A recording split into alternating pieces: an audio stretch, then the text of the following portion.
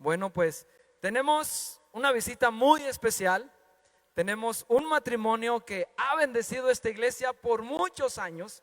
Yo no sé si tú le conoces, nosotros tenemos el gusto de conocerles y ahora de poder nombrarles nuestros pastores. Ellos aman esta iglesia de Comunidad Cristiana, han visto crecer esta iglesia de Comunidad Cristiana y hoy una vez más, después de tanto tiempo que no podíamos reunirnos y ellos obviamente no podían viajar por la pandemia, hoy están aquí con nosotros. Yo voy a pedir al pastor Roberto, la hermana Patti que pasen. Bienvenidos. ¿Por qué no damos un aplauso al Señor también agradeciendo su vida? Qué bueno que estás el día de hoy con nosotros una vez más. Bienvenidos, bienvenidos. Adelante. Muchas gracias. Buenas tardes a todos. Les felicito por llegar a la iglesia. Yo reconozco que hay varias razones por qué las personas no han regresado, pero aquí están ustedes y gracias a Dios. ¿Cuántos de ustedes extrañaron estar juntos? No, yo sí. Ahora veo mucho la importancia de estar juntos, congregarnos. ¿Verdad que sí? Gracias. De veras, muchas gracias por esta invitación, Pastor Rafael, y también a Londra, su linda familia. De veras, para nosotros es un honor estar aquí con ustedes. Los amamos mucho y estamos muy agradecidos a ver lo que el Señor sigue haciendo. Yo les compartí en la mañana a las otras personas lo que yo sentí al entrar en la iglesia en la primera reunión. Me vinieron esas palabras: la fidelidad de Dios, la fidelidad de Dios. Y yo pensé, sí, Señor, ha sido muy fiel, muy fiel. Es como la palabra fidelidad está escrita aquí. Y yo estaba pensando, Señor, tu fidelidad ha sido tan grande. Él es fiel primeramente a su nombre, y Él es fiel a sus grandes promesas. Él es fiel a su palabra. Nosotros podemos poner nuestra confianza en su palabra, porque Él es fiel. Él es fiel a las promesas de Dios que Él nos ha dado, y todo esto por su Hijo Jesús, ¿verdad que sí? Y su fidelidad está escrito sobre su pueblo, y quiere decir sobre cada cabeza de ustedes. Cada persona está escrita. Si usted ha puesto su fe en Jesucristo, escrita está la fidelidad de Dios sobre su cabeza, sobre su hogar. Y es todo, como hemos cantado, ¿verdad? Todo es por su Hijo Jesús. ¿Cuántos de ustedes le dan gracias a Él por su gran fidelidad? Y otro versículo que me ha hablado mucho se encuentra en Salmo 119, versículo 90 creo es, que dice: de generación a generación extenderá su gran fidelidad. Debe de darnos confianza que verán nuestros hijos su fidelidad. A mí me da mucha confianza, porque ahora tenemos 11 nietos y yo sé que está escrito sobre ellos, por este versículo, su fidelidad extenderá a sus vidas también. ¿Verdad que sí? Los amamos, los honramos, y de veras muchas gracias por este tiempo muy hermoso con ustedes. Los amamos mucho. Gracias.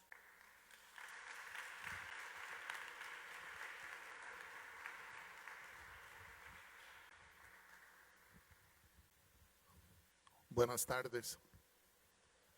¿Cómo están todos? ¿Bien? Muy bien. Está haciendo un calor aquí como en la costa. Yo viví en la costa varios años.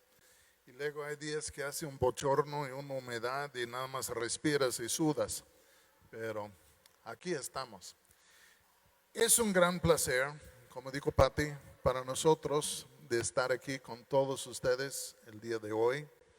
Y sobre todo con sus pastores, Rafael y Alondra, personas que hemos llegado a conocer y amar y apreciar muchísimo en el Evangelio.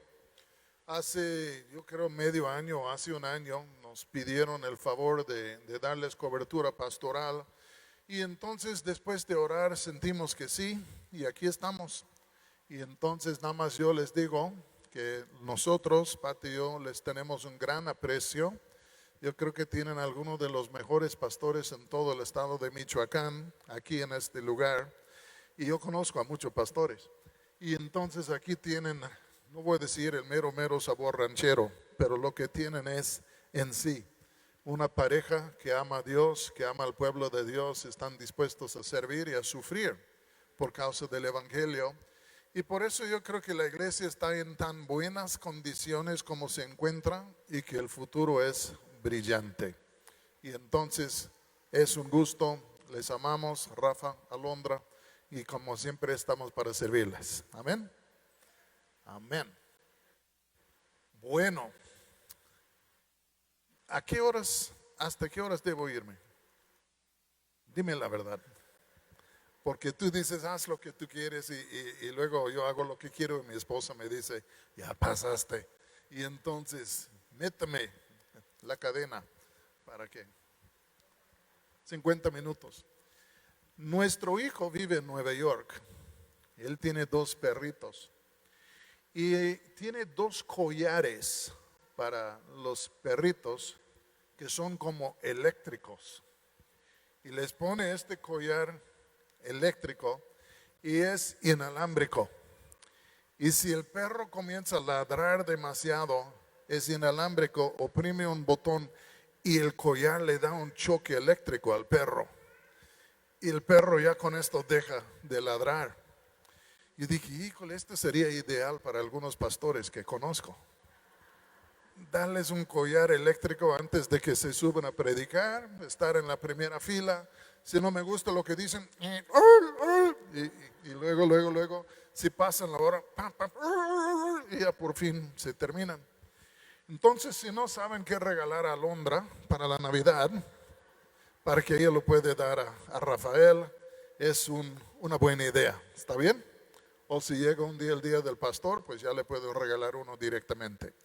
Pero, ¿les parece buena idea? A mí sí. Imagínense unas conferencias en donde algunos predican el evangelio eterno, de ida y vuelta a la eternidad. Nada más con un collar y ya. Ok. Yo les voy a invitar que abran sus Biblias al Evangelio según San Marcos. A mí me gusta el Evangelio según San Marcos.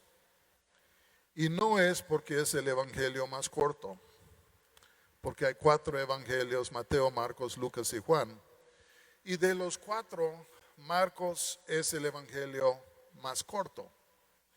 Pero me encanta el Evangelio según San Marcos, porque hay un dato que muchos no saben y es esto. Marcos fue el intérprete del apóstol Pedro. Se dice que Pedro predicaba en arameo, un poco de griego, pero hablaba 0 latín. El mundo romano hablaba latín. Y entonces se dice que cuando Pedro iba a áreas en el Imperio Romano para predicar, en donde solo se hablaba latín, pues él llevaba a Marcos consigo, porque Marcos hablaba latín y que Marcos era su intérprete.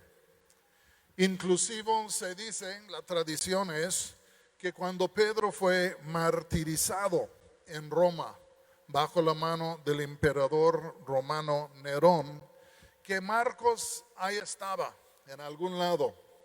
y que al morir Pedro martirizado, la tradición es que los cristianos en Roma le pidieron a Marcos que escribiere en sí, que pusiera en escrito los recuerdos, las cosas que Pedro había dicho. Porque no sabemos cuánto tiempo interpretó por Pedro, no sabemos tantas cosas, pero también Marcos se encuentra en el libro de los Hechos, el capítulo 12, ahí en Jerusalén. Pero me gusta mucho el Evangelio según San Marcos, porque siento que estoy, en un sentido, disculpen lo que voy a decir, que estoy viendo la vida de Jesús por los ojos de Pedro. Porque Marcos está escribiendo muchos de los recuerdos de cosas que Pedro dijo como su intérprete. A mí me ha tocado a lo largo de los años de interpretar por diferentes varones de Dios. Y cuando estás interpretando siempre se te pega algo. Y hay muchos dichos de estos hombres que tengo colocado aquí en la cabeza. Y pude ver un poco el Evangelio por los ojos de ellos. Entonces nada más digo esto porque vamos a predicar de Marcos. Pero me encanta el libro de Marcos. Y yo les voy a invitar que abran sus Biblias o enciendan sus teléfonos. Y vamos a ver Marcos capítulo 1. Y vamos a leer los primeros como 12 versículos. Marcos 1:1 dice lo siguiente. Principio del Evangelio de Jesucristo, Hijo de Dios. Como está escrito en Isaías el profeta, he aquí yo envío mi mensajero delante de tu faz, el cual preparará tu camino delante de ti. Voz del que clama en el desierto, preparad el camino del Señor, enderezad sus sendas. Bautizaba Juan en el desierto y predicaba el bautismo de arrepentimiento para perdón de pecados. Y salían a él toda la provincia de Judea y todos los de Jerusalén, y eran bautizados por él en el río Jordán, confesando sus pecados.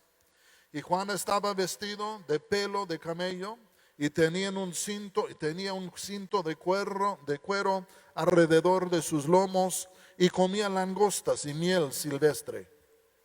Y predicaba, diciendo, viene tras mí el que es más poderoso que yo, a quien no soy digno de desatar encorvado la correa de su calzado. Yo a la verdad os he bautizado con agua, pero él os bautizará con Espíritu Santo. Aconteció en aquellos días que Jesús vino de Nazaret de Galilea y fue bautizado por Juan en el Jordán. Y luego, cuando subía del agua, vio abrirse los cielos y al Espíritu como paloma que descendía sobre él. Y vino una voz de los cielos que decía, tú eres mi Hijo amado, en ti tengo complacencia. Vamos a orar. Señor, gracias que podemos estar aquí en este lugar. Y Señor, yo sé que tú estás aquí en esta tarde, en este lugar. Porque tú has dicho en donde están 2 o 3 congregados en tu nombre, ahí estás tú en medio de ellos. Y aquí estamos nosotros, tú estás con nosotros. Y Señor, pido que tú podrías abrir nuestros ojos y nuestros oídos a lo que está escrito en tu palabra. Y Señor, que la fe pudiera producir en nosotros, mejor dicho, que la palabra pudiera producir en nosotros fe. Y Señor, en creer en ti y tus promesas, podríamos recibir un poco más de la gloria de tu persona y de tu reino. Y en tu nombre te lo pido. Amén. Cada uno de los 4 evangelios, Mateo, Marcos, Lucas y Juan, cada uno empieza diferente. Mateo empieza con una genealogía, Lucas empieza con una introducción literalmente de su parte como escritor, diciendo por qué escribió su evangelio. Juan empieza pues lejos, en el principio era el verbo era con Dios y el verbo era Dios, hablando de la divinidad de Jesús. Marcos empieza de otra manera. Porque Marcos está queriendo narrar una historia. Está queriendo contar algo, una historia, una narración. Y es por eso en el versículo 1, capítulo 1, versículo 1, él dice esto: principio del Evangelio de Jesucristo, Hijo de Dios. En otras palabras, él está diciendo, les voy a decir cómo empezó todo. Porque todos sabemos que Jesús, el Hijo de Dios, vino y sabemos lo que hizo y sabemos cómo terminó todo esto. Pero dice, yo les quiero contar cómo empezó todo. Yo he ido o han venido personas a mí queriendo consejería y cuando llegan comienzan a hablar tantas cosas. Les digo, un momentito, vamos a recorrer la cinta, vamos al principio, vamos a ver qué pasó al inicio. Y entonces aquí está Marcos y él dice el principio del Evangelio de Jesucristo, el Hijo de Dios. Dice, yo estuve presente, yo vi todo, yo estaba presente, es lo que diría Pedro. Y entonces dice, vamos a volver a lo que era el principio. ¿Cómo se desenlazó todo? ¿Cómo empezó? Y tú y yo esperaríamos que diría, bueno, primero María y luego esto, tal y otro. Pero Marcos extiende la mano por atrás y echa mano al rollo del profeta Isaías. Isaías, ustedes saben, era un profeta del Antiguo Testamento. Isaías vivió 700 años antes de que Cristo naciere.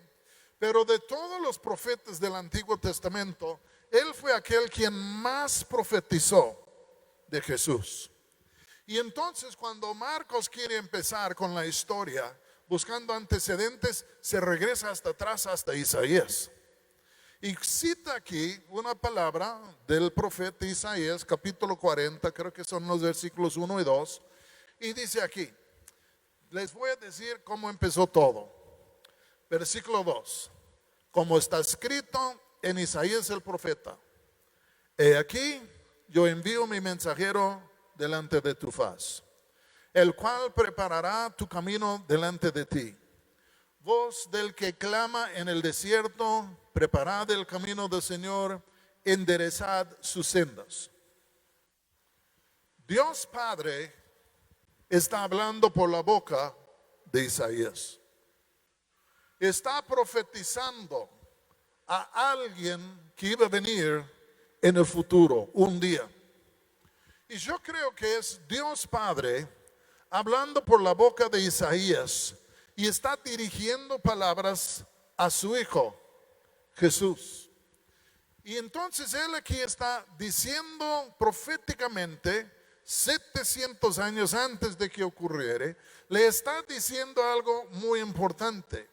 Y dice aquí, he aquí yo, el Padre, envío mi mensajero delante de tu faz. ¿Quién es tú? Jesús. ¿Y qué está diciendo el Padre, el Hijo? Cuando tú vienes, cuando tú naces, cuando tú entres en este mundo encarnado, yo voy a enviar un mensajero delante de tu faz. Este es el trono de San Rafael, ¿no? Muy bien. Casi igual de San Pedro. Gracias. Entonces dice aquí, cuando tú llegues a este mundo, lo que vamos a hacer es esto. Tú, Jesús, yo voy a enviar un mensajero delante de tu faz. Y dice, este mensajero va a hacer algo, el cual preparará tu camino delante de ti. Tú vas a llegar, pero voy a enviar un mensajero delante de ti, y este mensajero va a preparar tu camino. ¿Quién va a ser este mensajero? Pues nada más le vamos a llamar voz del que clama en el desierto. No le pone nombre, nada más dice que es una voz. Y uno dice, qué gacho, ¿por qué no le nombró por nombre? Porque al fin de cuentas su función era de ser una voz. Y entonces dice aquí, voz del que clama en el desierto. Y esto es en sí lo que el mensajero iba a decir a las naciones para que se preparasen para Cristo.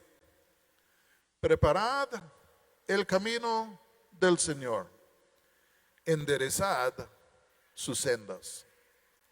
¿Qué quiere decir esto? En tiempos antaños vamos a pensar en los reyes de Israel en Jerusalén.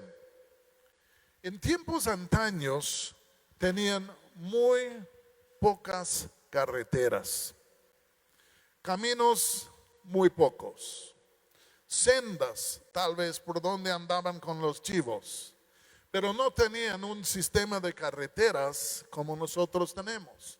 Los romanos sí en sí tenían su red de carreteras, pero no alcanzó a lo que era en sí Judea. Y entonces, cuando un rey quería salir de su capital y visitar a una de las ciudades que estaba bajo su dominio, muchas veces harían esto. Iría un mensajero a la ciudad, probablemente varias ciudades que estaban en sí en alguna manera en línea. Y el mensajero llegaría allá y haría un anuncio. El rey ya viene por acá. Él quiere venir. Pero si ustedes quieren que llegue, tienen que preparar el camino. Tienen que enderezar las sendas. Porque el rey no va a hacer el camino. Ustedes van a hacer el camino para que él pueda llegar a ustedes. Entonces los pobladores, sabiendo que en 6 meses el rey les quería visitar, saldrían para abrir una brecha, saldrían para preparar un camino para que al fin de cuentas el rey podría llegar allá. El rey anunciaba su deseo, pero ellos tenían que hacer algo para que el rey pudiera llegar. Y lo que tenían que hacer era preparar un camino. Si prepararon el camino, el rey les podría llegar. Pero si el rey no preparara el camino, no llegaba. Punto. Porque él anunciaba su deseo de visitarlos. Y todos sabían que si el rey viene a tu pueblo, va a haber en sí los proyectos públicos, va a haber muchas cosas. Y de tener el rey allá y que él mirando las cosas, siempre podría ser de beneficio en sí al pueblo. Es como si viniera el presidente de la República aquí a Zamora. No viene aquí solo para comer, al fin de cuentas va a dejar algo por atrás, una obra pública o algo así que beneficie al pueblo. Entonces el Dios está diciendo, el Padre está diciendo al Hijo, cuando tú vas, yo voy a enviar un mensajero delante de ti, quien puede preparar el camino, y el mensaje va a ser, prepara tu camino, etcétera, enderezad el camino. Escúchenme bien. Cuando llegó Juan el Bautista, porque esta profecía se trata de Jesús y Juan el Bautista, porque Juan el Bautista iba por delante preparando el corazón del pueblo para la venida de Jesús. Cuando él vino, Juan el Bautista no vino para construir una carretera, sino Juan vino con el fin de preparar el corazón del pueblo para que el pueblo estuviera listo para recibir al rey. ¿Están conmigo? ¿Cómo preparó él el camino de Cristo en el corazón de la gente?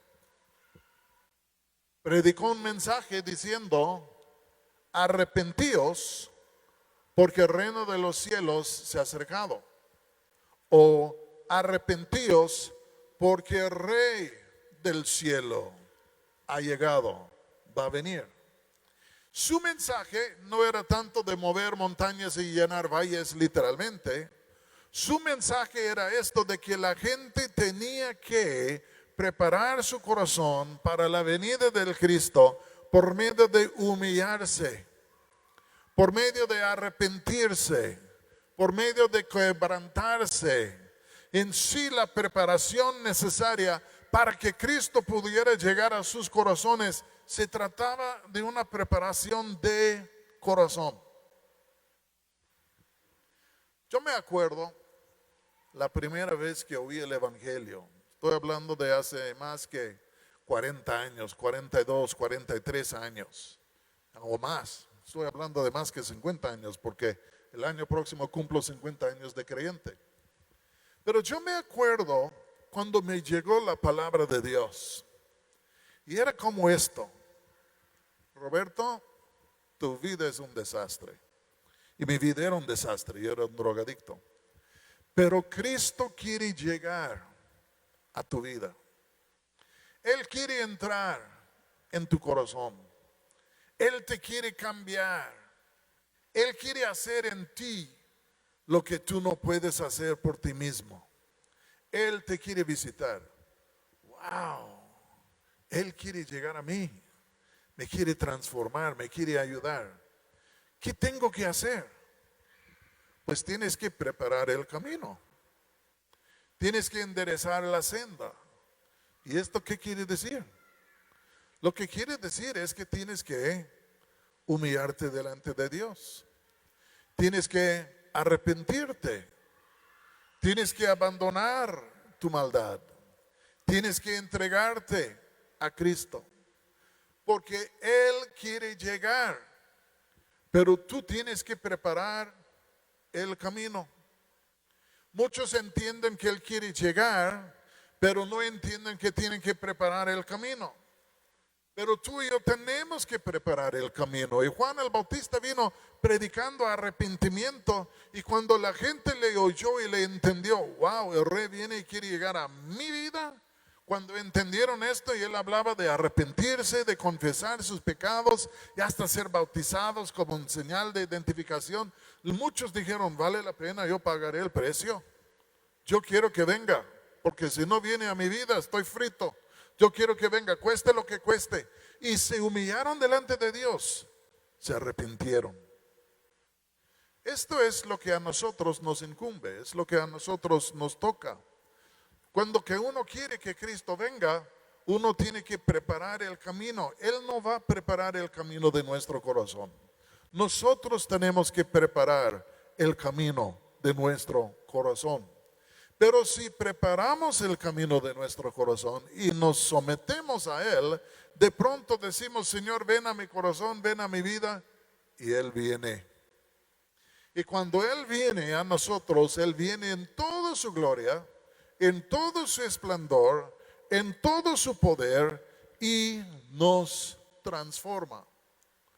No sé si tú te das cuenta o no, pero si tú eres cristiano, te llegó la palabra de que Él quería llegar a ti, te llegó la palabra que tenías que, en sí, preparar el camino. Y muchos de ustedes lo hicieron, se humillaron, se arrepintieron, se quebrantaron. ¿Y qué pasó?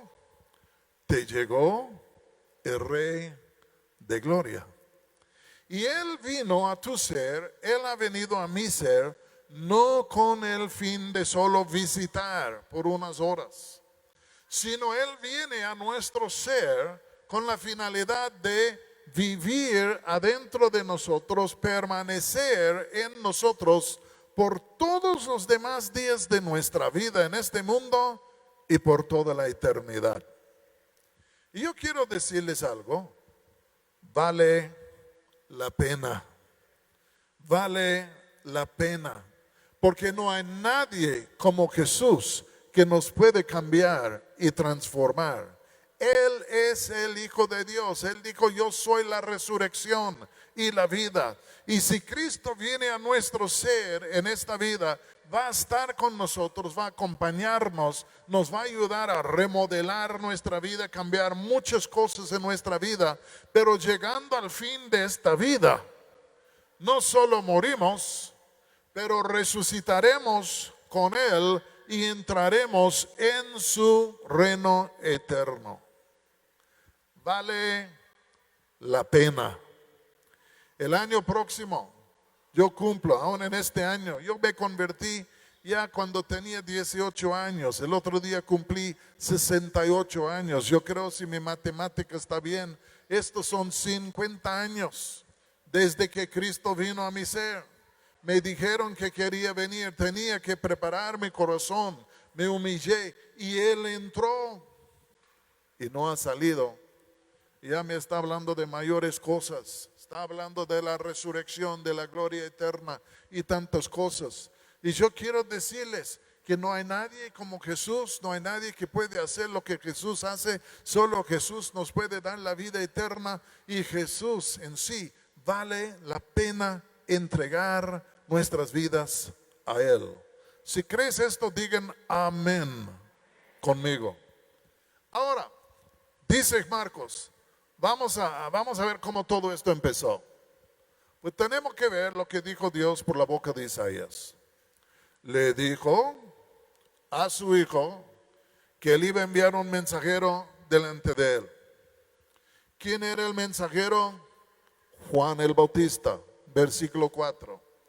Dice, bautizaba Juan en el desierto y predicaba el bautismo de arrepentimiento para perdón de pecados. Y salían a él toda la provincia de Judea y todos los de Jerusalén, y eran bautizados por él en el río Jordán, confesando sus pecados. Aquí estaba él preparando el camino del Señor, predicando. La gente se arrepentía, si confesaba sus pecados, fueron bautizados. Estaba preparando el camino, estaba preparando un pueblo ya listo para recibir al Señor.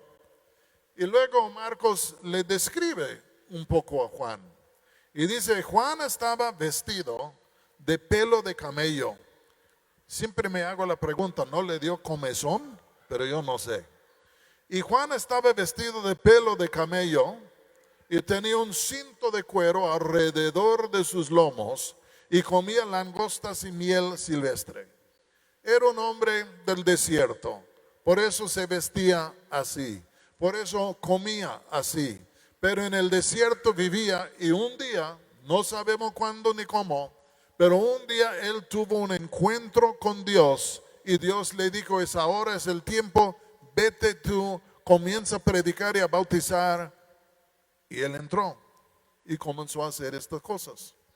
Y dice aquí, versículo 6, se lo voy a leer otra vez. Y Juan estaba vestido de pelo de camello y tenía un cinto de cuero alrededor de sus lomos y comía langostas y miel silvestre.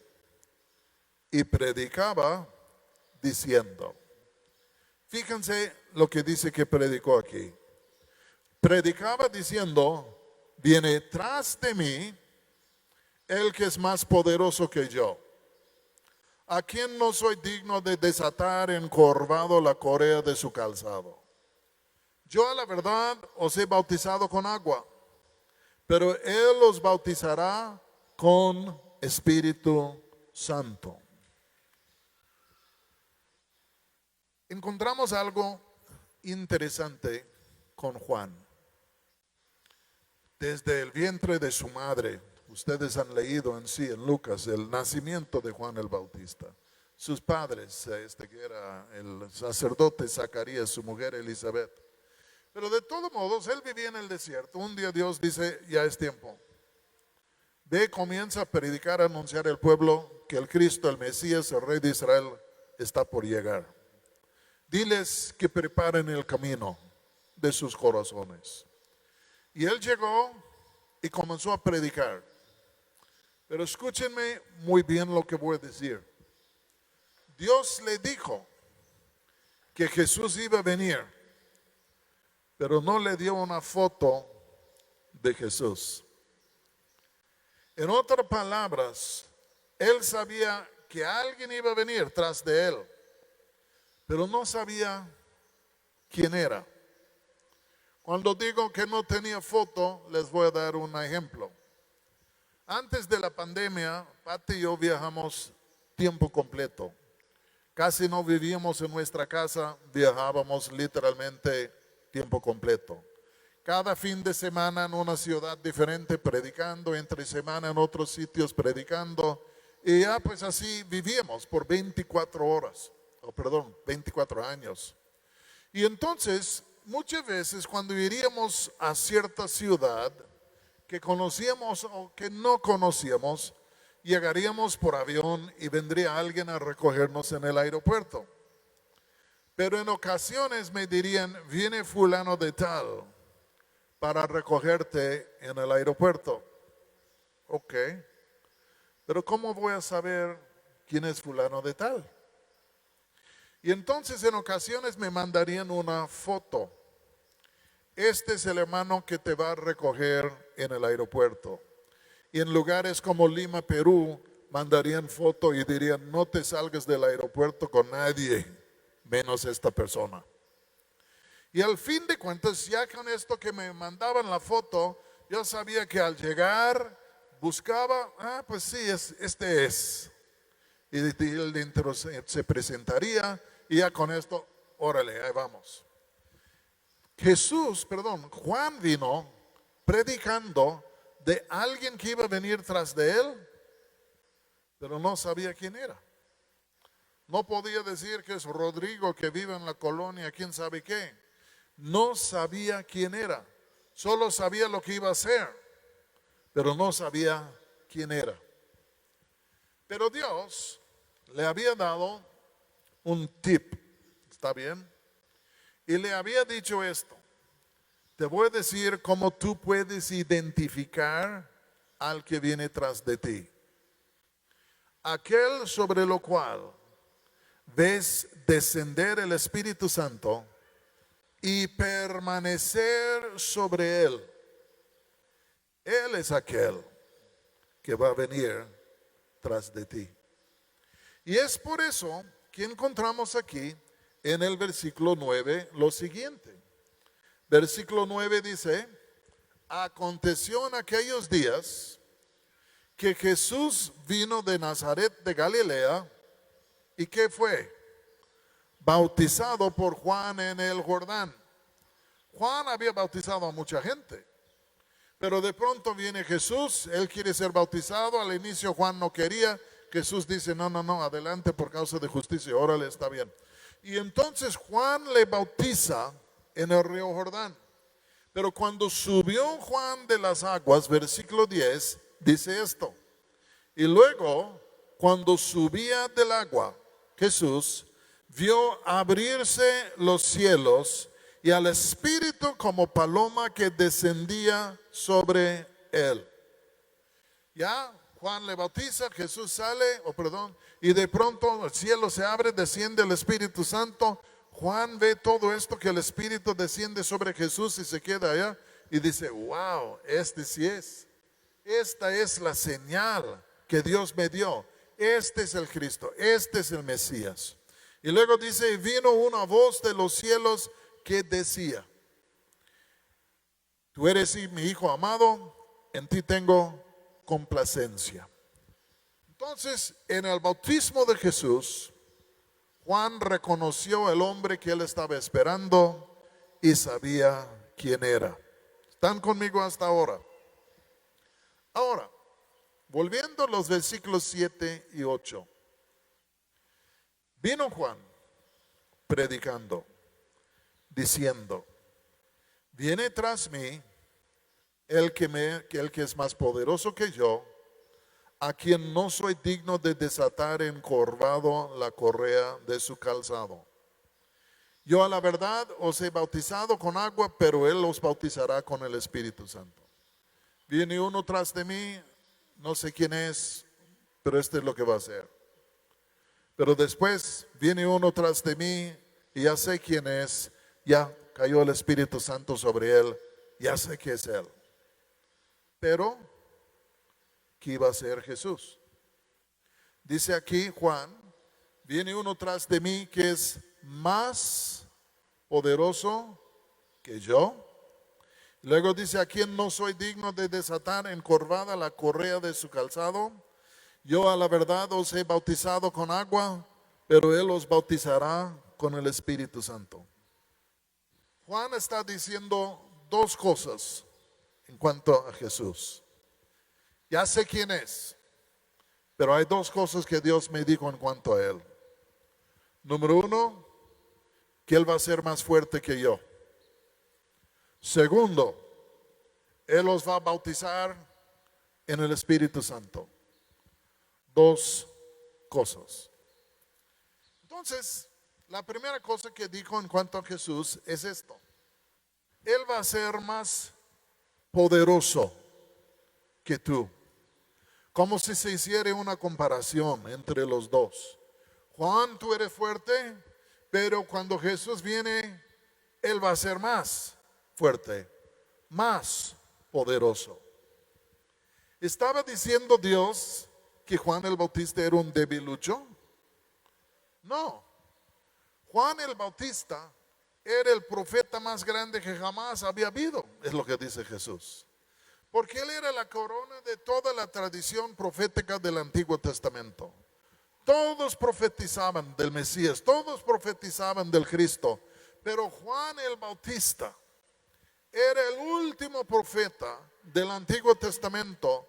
Y no solo tuvo el placer de señalar a Jesús, pero casi es como si le tomara por la mano y le presentara a la nación de Israel. Él es aquel que personalmente pudo preparar el camino para Jesús en el corazón del pueblo. Moisés no pudo hacer esto, Isaías no pudo hacer esto, Jeremías no pudo hacer esto, pero Juan el Bautista, él fue aquel que estaba ahí cuando vino Jesús, y en esta manera él fue grande. Predicó con poder. Yo creo que ha de haber tenido una tremenda unción para predicar el evangelio, porque los corazones de los judíos se quebrantaban, se arrepentían, se humillaban delante de Dios. Yo quiero decirles algo. Solo el Espíritu Santo puede quebrantar el corazón del ser humano. Ahora yo entiendo, tú puedes sufrir una pérdida, que alguien muere, tú puedes tener un problema y sí te quebranta el corazón, pero solo la proclamación del Evangelio puede en sí quebrantar nuestro corazón, dándole el giro de querer volvernos hacia Dios. Y Juan era como los profetas del Antiguo Testamento, que la palabra de Dios en su boca era como un marro que rompía las piedras. Él fue un tremendo predicador y la neta es que era un hombre de denuedo. Si quieren hablar de hombres de denuedo, chequen la vida de Juan el Bautista. Sin embargo, Juan el Bautista, aunque era un tremendo predicador, profeta, dice la Escritura que nunca hizo ninguna señal, nunca hizo ningún milagro, nunca sanó ni a un solo enfermo, no echó fuera ni un solo demonio, no levantó ni siquiera un solo muerto. Era un predicador poderoso, pero no tenía este capa, este manto de lo sobrenatural. Cuando vino Jesús, Él era más poderoso que Juan. ¿Por qué? Porque primero Jesús era un predicador también, Él era un profeta también. Pero yo creo que realmente que la palabra que salía de la boca de Jesús era más poderosa que la palabra que salía de la boca de Juan. Jesús también tenía una gracia en su prédica de traer la palabra que quebrantaba corazones. Yo creo que él tenía una palabra de predicción increíble. Y yo creo que cuando Jesús predicaba y hablaba, yo creo que mucha gente temblaba. Yo creo que pasaba algo en el corazón de ellos, una tremenda convicción de la verdad de lo que él estaba diciendo. Pero Jesús no solo predicaba con poder, Jesús también, el primer milagro, digamos, que hizo después de ser bautizado en el río, es que echó fuera un demonio. Qué interesante que empezó con un demonio, porque son los demonios que han llevado a toda la raza humana en rebelión en contra de Dios. Y es como que ya encontramos ahí la palabra cumplida de Génesis 3, en donde dice en sí que la serpiente herirá el calcañar del hijo de Eva, pero él, el hijo de Eva, Jesús, va a aplastar la cabeza de la serpiente. Y yo quiero decirles algo el día de hoy. Jesús es sumamente poderoso. Su palabra es poderosa. Pero quiero decirles algo el día de hoy. Él tiene un dominio absoluto sobre todos los demonios que están en este mundo. Dices, ¿qué? ¿Por qué no? Si Él es el creador y ellos se rebelaron, el creador siempre es más grande que la criatura. y luego ha sido investido con poder y autoridad del Espíritu Santo, Jesús tiene autoridad sobre todos los demonios de Zamora, Michoacán. Y si Jesús se presentara aquí en vivo el día de hoy, todos los demonios en este cuarto ya se tirarían al suelo en temor, aterrorizados, porque Él aquí está. En ocasiones los hombres tienen temor de los demonios, pero quiero decirles, son los demonios que tienen temor de Jesús, porque saben quién es. Jesús tiene un poder absoluto sobre toda enfermedad y dolor de la raza humana. Él puede sanar la cosa que sea. Y claro, alguien va a decir, entonces, ¿por qué a mí no me ha sanado? Yo no sé, porque hay cosas que yo no entiendo. Yo tengo mis dolores y digo, ay Señor, écheme la mano. Y hay veces que me sana y otras veces que no. Yo digo, ¿por qué ondas? Porque no puede ser el 100%. Pero en ocasiones aprendemos por medio de nuestras aflicciones. Pero quiero decirles, Jesús tiene una autoridad absoluta sobre lo que es la enfermedad. Jesús tiene una autoridad absoluta, voy a decir, disculpen que lo digo, pero sobre la naturaleza. Se van a acordar que ya con 7 panes y 2 peces hizo en sí un lonchecito para más que 5,000 personas. Multiplicó los panes y los peces. Y yo digo, Señor, da este don a mi esposa, por favor, para que ella pueda hacer esto y yo no gasto tanto en comida. Pero ¿quién puede hacer esto? ¿Quién puede andar sobre las aguas? ¿Nunca has intentado andar sobre las aguas? Yo sí, y mojé los zapatos, ¿entienden? Pero Jesús caminó sobre las aguas. Había un momento cuando los discípulos estaban por ahogarse en una tormenta en el mar de Galilea. Se levanta, reprende el viento, se levanta y calma el mar, ¡pum! ¿Quién puede hacer estas cosas? Jesús las puede hacer. Jesús, al fin de cuentas, voy a decir esto, hasta que levanta a los muertos. En los evangelios 3 veces levantó muertos. La hija de la viuda de Naín, la hija de Jairo, Lázaro, lo levanta de los muertos, no más con una palabra: Lázaro, sal fuera, y pum, sale el cuate de la tumba. Y Jesús no solo levantó a los muertos, pero Él mismo resucitó de los muertos. ¿Cuánto poder tiene nuestro Jesús? ¿Me estoy explicando bien? Jesús tenía la capacidad de sujetar a todos los dioses de este mundo. Y un día cuando Él viene, aunque ya están debajo de sus pies, cuando Él viene van a estar debajo de sus pies. No debemos olvidarnos quién es Jesús. No debemos olvidarnos de quién es que está en nuestro medio. No es Él igual a los demonios de este mundo. Es el superior de los demonios de este mundo, porque ellos son creados, son criaturas finitas. Él es el Hijo de Dios, infinito. Y cuando ponemos lo finito al lado de lo infinito se hace grande, lo finito bien chiquito. Y al fin de cuentas, así es Jesús. Pero vamos a dejarlo aquí en este asunto, porque Él decía, cuando Él viene, Él es más poderoso que yo. ¿Jesús es más poderoso que nosotros? ¿Cuántos creen que sí? Él es más poderoso que nosotros, pero nos ama y por eso está dispuesto a ejercitar su poder a nuestro favor.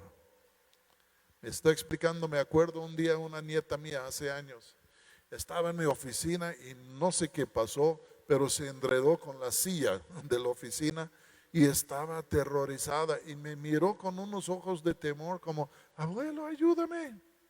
Claro que sí, porque ella sabía que yo tenía más poder que ella y su mirada era: ayúdame.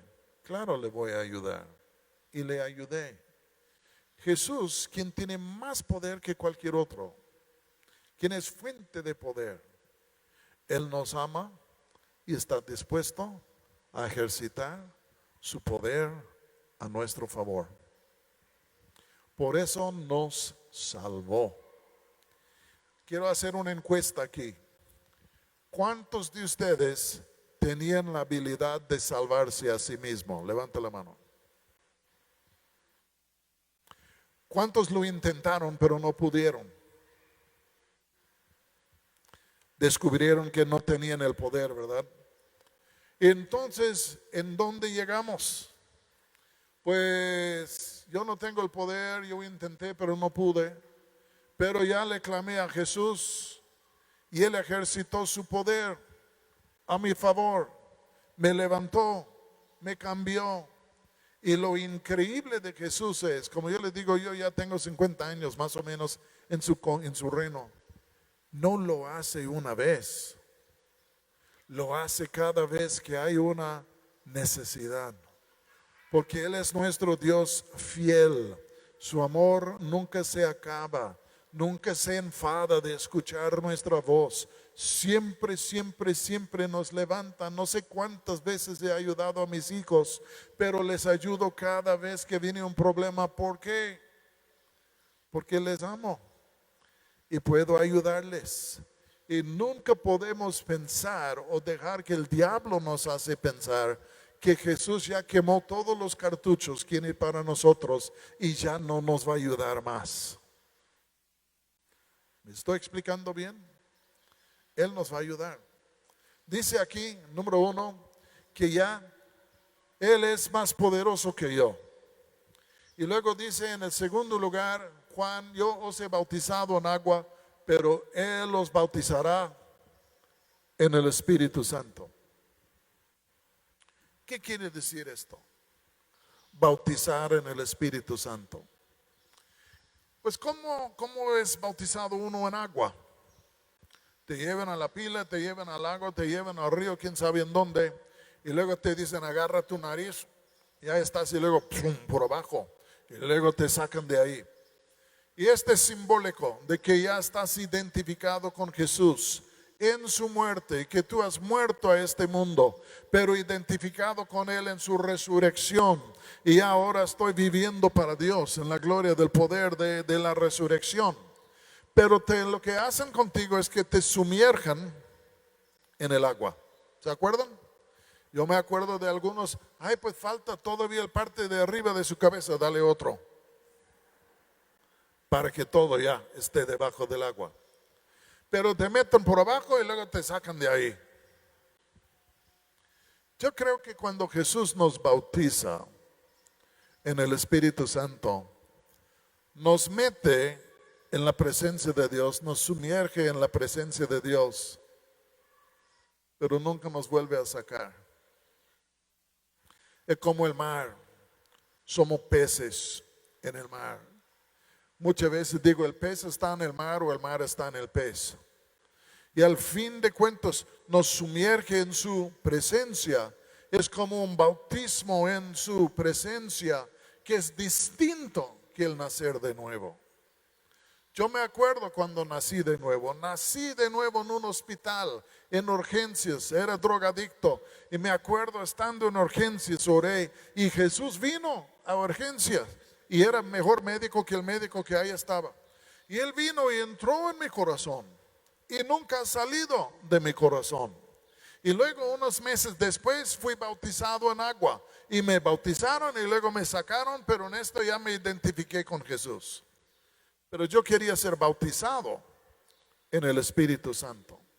Y me acuerdo una noche unos amigos oraron por mí, me impusieron manos, todos comenzaron a orar.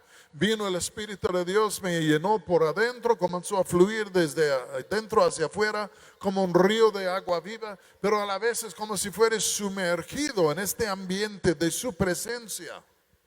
Y hasta la fecha nadie me ha sacado de ahí. Sigo allí, en su presencia. Sigue su presencia en mí. Y yo creo que esto es lo que la iglesia necesita el día de hoy.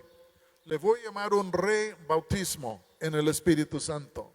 Porque antes de la pandemia, que realmente son parteaguas, la iglesia tenía sus momentos en la presencia de Dios y habían personas bautizadas en el Espíritu Santo. Pero luego con la pandemia se cerró todo. A mí, le voy a decir esto de la pandemia, ya mero voy a terminar. Hace 10 años me operaron de un cáncer. Tuve que estar en casa como 6 meses en recuperación. Extrañé a la iglesia. Estaba en mi casa, el Señor estaba conmigo, leía mi Biblia, pero cómo extrañaba la comunión de los santos, de poder ver a los demás cristianos y convivir. Cómo extrañaba yo la presencia de Dios que se manifiesta en las reuniones. Y yo estaba ansioso esperando el día cuando por fin podría volver a la iglesia para convivir con los santos, pero de estar en su presencia en la iglesia. Porque es una cosa orar en casa, es otra cosa estar en la asamblea, como que es el templo de Dios y la gloria de Dios aquí está. Es una cosa diferente. Y con la pandemia, ¿qué nos ha pasado? Cada quien en su casa. Y ahí está Dios con nosotros en nuestra casa. Podemos orar, podemos leer la Biblia y grandes cosas pasan cuando leemos la Biblia. Pero la neta es, yo extrañé la comunión de los santos. A mí me gusta estar con los cristianos, a mí me gusta hablar con los cristianos. Son mis amigos, a mí me gusta cotorrear mucho con los cristianos. Me gusta porque somos una familia y nos amamos los unos a los otros. Ya por la pandemia ahora amo a algunos hermanos que antes no amaba. ¿Entienden? Pero al fin de cuentas somos del mismo equipo y ¿por qué no? Pero hay una gloria que viene a la congregación, que no viene a la casa. Y es, yo creo, porque somos el tabernáculo, somos el templo. Y hay una gloria de Dios, su presencia, que viene a la reunión de la iglesia, que es increíble, que es hermoso. Muchas veces no nos damos cuenta, pero cuando la iglesia viene juntos, pues Cristo dice, yo me voy a la reunión porque están en reunión y yo quiero estar con ellos. Mi hijo me dijo algo el otro día, él es pastor. Dice, papá, entre más que viene la gente a la iglesia con hambre, más se aumenta la presencia de Dios. Yo le dije, pues sí, claro, porque se quieren el uno al otro. La iglesia le quiere a él quiere a la iglesia. ¿Y cómo es que la iglesia se va a reunir y él no viene? Para esto vive. Él quiere estar en medio de la congregación, en medio de la reunión. Por eso cuando ustedes adoran y están alabando, se siente la presencia de Dios. Por eso hay momentos cuando oran en armonía y se siente la presencia de Dios. Por eso en dar una invitación hay momentos cuando se siente la presencia de Dios, porque el Señor aquí está en nuestro medio. Y cuando alguien dice, yo no necesito a la iglesia, yo en casita, yo entiendo esto. Y hay momentos que es necesario, más si estás en la cárcel, ¿qué vas a hacer? Pero al fin de cuentas hay una dinámica cuando la iglesia se congrega. Y esta dinámica tiene de fin de producir en nosotros el gozo del Señor, la paz del Señor, el amor del Señor, etcétera, etcétera. Veo al líder de alabanza echándome ojo aquí mirando a su reloj. Entonces, voy a continuar para terminar. Dice Jesús, mejor dicho, dice Juan, el que viene es más poderoso que yo. Y Él los bautizará en el Espíritu Santo. Yo digo, el poder del Señor sigue, pero el Señor quiere bautizar con su Espíritu Santo. Escúchenme bien, tan pronto que Jesús fue ungido en el río, comenzó a sanar los enfermos y echar fuera demonios. Esperó 3 años para bautizar a la gente en el Espíritu Santo. ¿Por qué? Porque la meta de tener el poder del Espíritu es para poder dar testimonio de Él. Y ya cuando Él dijo estas palabras, Juan el Bautista, Jesús todavía no había llegado a la cruz, todavía no había llegado a la resurrección. Y entonces lo que Él había venido para hacer no lo había hecho todavía. Pero después de la cruz y la resurrección, el Señor dice, id ahora y predicad el Evangelio en todas las naciones. Pero para ir y predicar el Evangelio hay que ser llenos del Espíritu Santo. Hace 50 años yo recibí el bautismo en el Espíritu Santo. Hace 50 años. Una noche oraron por mí, Dios me llenó, comencé a hablar en lenguas y yo sigo hablando en lenguas hasta el día de hoy. He estado en reuniones, en lugares extraños, he predicado del Espíritu Santo y Él ha venido. Hace años estuve en Puebla, Amistad de Puebla, en un congreso juvenil. 5,000 jóvenes. Prediqué del bautismo en el Espíritu Santo. Más que la mitad de los jóvenes se pararon ahí porque ¿cómo vas a orar por 5,000 personas o 2,500? Pero miles se pusieron en pie. Comenzamos a orar y descendió el Espíritu Santo. Muchos eran bautizados en el Espíritu Santo. Yo no tengo la menor idea cuánto, pero por años vinieron jóvenes diciéndome, yo estuve en aquel día. Hace años estuve en Cuba y en Cuba tienen el problema de lo que llaman los orejones del gobierno. Son espías que se colocan ahí en la iglesia como si fueran cristianos, pero no son, y nada más ahí están para fingir y luego reportar todo al gobierno. Predicamos 3 días del Espíritu Santo y arriba de 400 fueron bautizados en el Espíritu Santo. En sí un diluvio. Terminando todo, platiqué con el pastor, se llama Emilio. Le dije, ¿cómo ves, Emilio? Me encantó. Pero lo que más me encantó es que ya sé quiénes son los orejones. ¿Cómo? Dice, cuando vino el Espíritu Santo se aterrorizaron. No supieron qué hacer. Es como si fueran destapados. Y entonces en esto ya sé quiénes son. Ya los van a quitar, van a mandar a otros. Pero al fin de cuentas, ¿qué cosa tan gloriosa? Y yo les podría hablar de muchas cosas. El otro día Más Vida hizo un evento del Espíritu Santo vía internet, Zoom. Me dijeron, puedes venir y hablar del bautismo en el Espíritu Santo. Ok.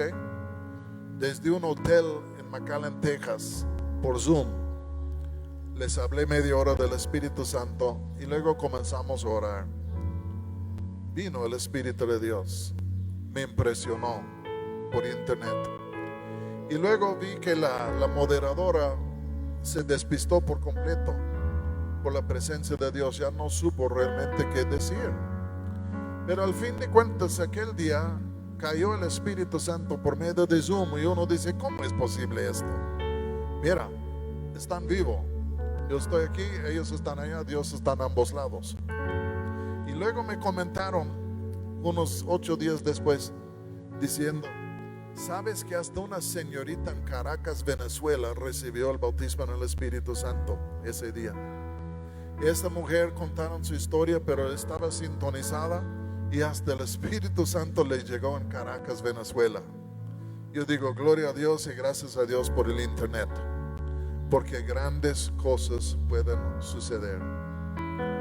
La iglesia está saliendo del invierno de la pandemia. La frialdad, la crueldad, la oscuridad, la tristeza, el quebrantamiento. Y la iglesia está entrando en una primavera de una visitación del Espíritu de Dios.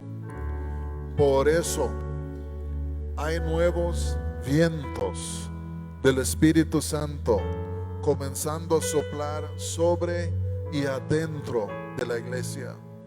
El otro día escuché el testimonio de un pastor en Cuernavaca, se llama Jacobo Mondragón. Dice, hicimos unos campamentos de adolescentes y niños. Y nos dijo, éramos como 30 pastores, no nos estaba mintiendo, diciendo más que 1,000 de estos niños recibieron el bautismo en el Espíritu Santo. Hay nuevos días soplando. Si Juan preparaba un camino para el pueblo, para que Jesús llegara a sus corazones. Tenemos que entender algo. Jesús quiere enviar el Espíritu Santo sobre nosotros.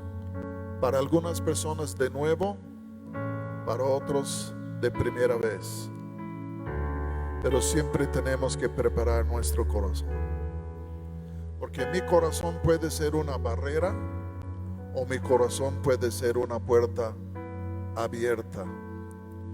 Y se gira alrededor de hambre, se gira alrededor de sed. Como que, Señor, yo tengo más sed de ti que de cualquier otra persona. Yo tengo más hambre de ti de cualquier otra cosa que pueda haber. No hay nadie más que deseo más que a ti. Como el ciervo brama por las aguas, así mi corazón clama por ti. Y Dios está poniendo en nuestros corazones un nuevo hambre y sed de Él, porque nos ha estado procesando para una nueva visitación de su parte, que resultará en cosecha de miles de personas, porque Dios ama a México y por eso nos ha estado procesando para una visitación. Yo voy a terminar y cuando terminamos les voy a invitar, cuando terminamos, a que se pongan todos en pie y vamos a levantar nuestras manos y vamos a levantar nuestras voces. Y si tú tienes deseo de que Él te llegue, de que Él te llene, que te bautice con su Espíritu, su presencia, dile: Señor, te invito, ven, preparo el camino de mi corazón, quiero que tú vengas. Y si abrimos puerta, Él vendrá. Creo que el Señor nos mira como odres viejos, secos y duros, pero nos quiere renovar y nos quiere hacer odres nuevos, tiernos, flexibles, que Él puede llenar con su presencia. Y algunos dicen: y quiero irme al cielo. El mismo Espíritu Santo que palpamos en las reuniones, Él es como las arras de lo que está por venir. El Espíritu Santo es el Espíritu del cielo. Y cuando Él llega a nosotros, estamos probando la miel de la gloria venidera, la gloria de Dios. Vamos a ponernos en pie.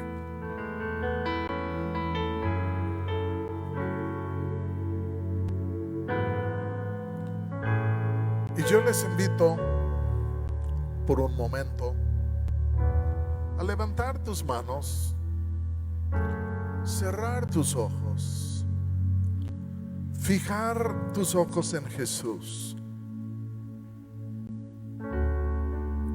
Y si así deseas, invítale que venga a ti, que te llene con su Espíritu. Puede ser que tú no eres cristiano, ahora es el momento de decirle: Señor, yo quiero que tú vengas a mi corazón. Yo me humillo, me arrepiento de a veras. Quiero que vengas y que me des vida, que me levantes de los muertos, que me des vida y victoria. Puede ser que tú eres un creyente y al otro lado de la pandemia estaba la presencia de Dios en tu ser, pero como que se apartó. Ahora es tiempo de abrir el camino de nuevo y decir: oh Señor, ven por favor y llena de nuevo a mi corazón con tu presencia. Renuévame, Señor, en el hablar en otras lenguas, para que pueda fluir desde mi interior hacia ti. un río de agua viva. Señor, dame esto el día de hoy. Tú quieres llegar, yo preparo camino, yo me humillo, Señor. Someto mi ser a ti. Puede ser que tú has entrado en la iglesia últimamente y has nacido de nuevo, has tenido un encuentro con Cristo que te ha cambiado, pero el Señor te quiere enviar la presencia del Espíritu Santo en una manera que no le conoces, una inundación de su presencia que puede venir y que te pueda llenar al tope, al rebosar. Y muchos de ustedes, cuando llega el Espíritu Santo,